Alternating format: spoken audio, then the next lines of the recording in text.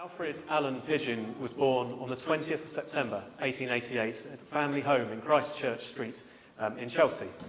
He was baptised at his local church of Christchurch just a month later. His father was a decorator, and he grew up to be a decorator too, going into the business after he'd been educated at Westminster City School, a good education for a boy of that age. Alfred's married when in 1913. His wife was a widow. She'd lost her husband after just 2 years. She had a young son, and she'd been working as a domestic cook in Chelsea, and that's presumably how they met. They were married at Christchurch, Chelsea, and then they came to Banstead.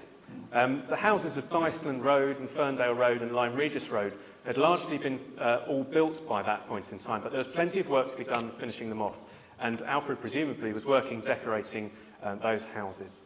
They had a young son of their own, Alfie, in May of 1914.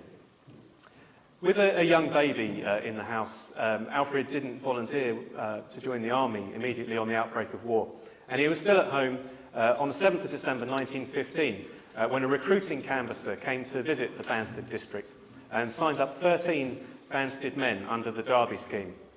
We have unfortunately already commemorated 3 of those men, one at the Battle of Arras and 2 more at the Battle of Passchendaele already. It was an ill-starred day when those 13 men signed up to join the army.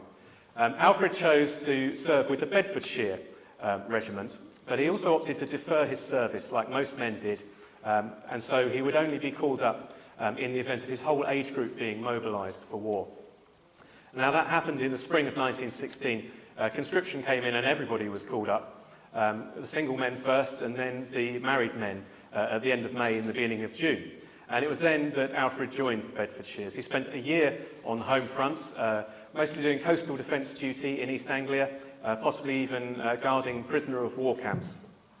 And after his year, in July 1917, he was sent to France, to the 4th Bedfordshire Regiment. He was only with them for a very brief time before he was transferred to another unit who were desperately in need of reinforcements. It was the 2nd City of London battalion, a territorial battalion of the Royal Fusiliers. They were called the 2nd because the original 2nd Battalion, most of those men had gone off to fight abroad early on in the war, and so the remaining men that were originally signed on for home service only became the 2nd, and the ones that had gone off to fight became the 1st, 2nd. It all got very confusing.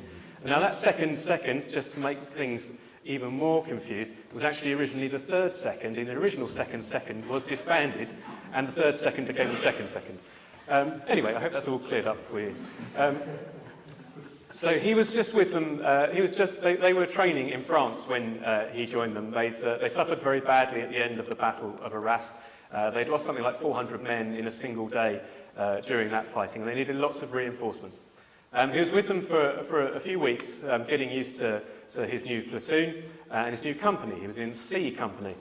At the end of September, they went up to Belgium, and they held trenches in the Ypres salient, the bulge in the line around the medieval market town of Ypres, and then they played supporting roles in the first 2 of 2nd Army's steps towards Passchendaele on the 20th of September, his birthday, and the 26th of September.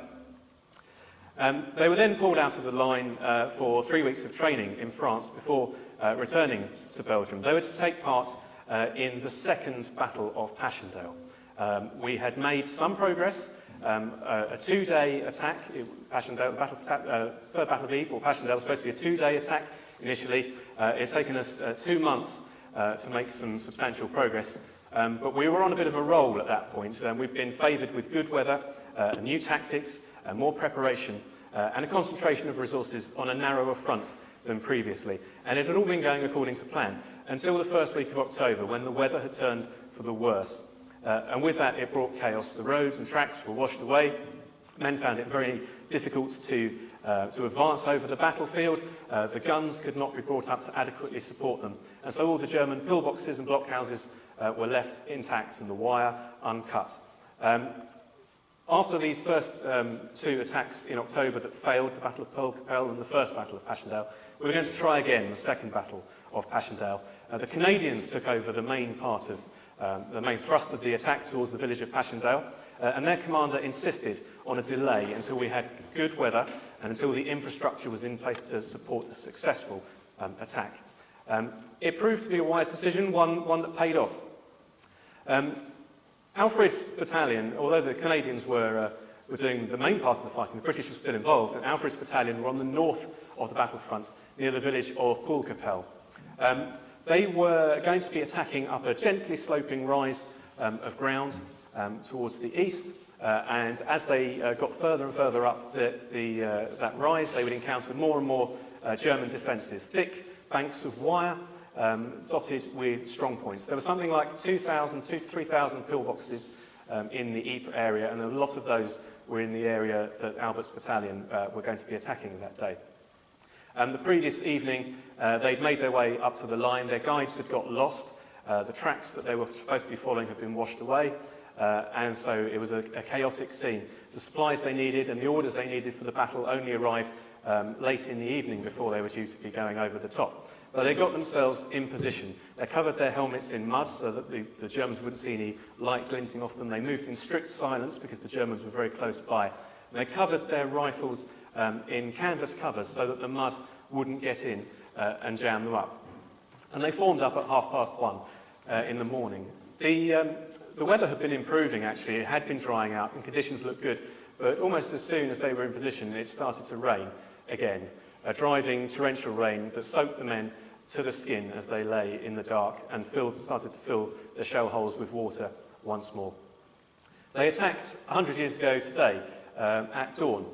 They were going over the top in the leading wave, and another battalion of Fusiliers Territorials were behind them to support their attack, then leapfrog them, and then further back would be another brigade which would then leapfrog beyond them. And Alfred's battalion's objectives were a series of strong points on this flat, open ground in front of Pool Capel. The first of those on the left was Cameron House, a cluster of huts and pillboxes and bunkers, and on the right, Moray House, again a farm building surrounded by bunkers and pillboxes, and it was that was Alfred's company's objective for that day. The ground was not in a good condition. The rain over the previous 2 months or so, all that shell fire had churned it up into a stinking, slimy sea of mud that the men would have to wade through. As they went over the top, it didn't take long before their rifles, despite the canvas covers, and their Lewis guns were jammed, clogged with mud and inoperable. It took ages to wade through that ground, and their barrage rapidly moved away according to the pre-planned timetable from them, provided them with very little protection at all. By contrast, the German barrage was very effective, and it drew a line, a draw net, they called it, around the Fusiliers, completely cutting them off from any kind of resupply or reinforcement. The German gunners, machine gunners in their pillboxes were nice and dry, their guns weren't jammed, and they were working just fine, and the fire was described as murderous as the men advanced into it. Alfred's company had a difficult objective. It was a long way away. It was about 500 yards, doesn't sound that much, but it was a long way over open and difficult terrain to cross. It didn't help that most of the front they were advancing on was in a stream valley, which had turned into a bog from all the rain. And so as they started off, they found that they had to change their course to avoid this marshy area, and they turned to their left, heading towards the north. And that movement, combined with poor visibility on that day, disoriented them, and they lost their direction and their judgment of distance. And they actually ended up attacking a different strong point, not their objective, which they managed to successfully capture. And the men lay down in the shell holes that they found there to establish a line of defensive points. And Alfred got down into a crater with 4 or 5 other men near that objective. It wasn't long before the Germans began to counterattack. One of the big improvements we've made was how we dealt with German counterattacks. But unfortunately, this time, our pre-planned barrage had been put together on the assumption that we would advance successfully to the objective. And so the barrage was actually, when it came, was dropping far too far in front of the men and offered the Fusiliers no protection whatsoever from the German troops that were right on their doorstep attacking them. Alfred was shot. He was hit in the side of the face by a bullet, and he was bound up by one of the other men in the shell hole. And he was sent off to what they called a Mibu, which is a bunker, is a German name for a bunker, where all the wounded were being gathered together. The scene was described as being pretty bloody inside. The stretcher bearers had been casualties very early on in the battle, and so the wounded could not be got away, the seriously wounded could not be got away from that bunker for treatment. The walking wounded, like Alfred, would have had to make their way back through hundreds of yards of mud to safety, and presumably at some point during the day that is what Alfred did. He never arrived back at the next first aid post. He was never seen again, in fact. And investigations after the war found one of those soldiers, or during the war, found one of those soldiers who'd been in the shell hole with him, and that's how we know his story, but unfortunately we don't know what happened to him. He was 29 years old and left a widow and 2 young children. After the war, there was nothing really left for them here, and so they went to America, where some of her family had lived. Some of her family sponsored her immigration, and they paid for her passage on the Mauritania. And they have been living the family have been living there ever since. His son, Alfred's son, Alfie, served in the Second World War. He's a US Army veteran, passed away a few years ago, unfortunately. When you go home, tell them of us and say, "For we want tomorrow, we gave it out today." God grant to the living grace, to the departed rest, to the Church, the Queen, the Commonwealth, and all people,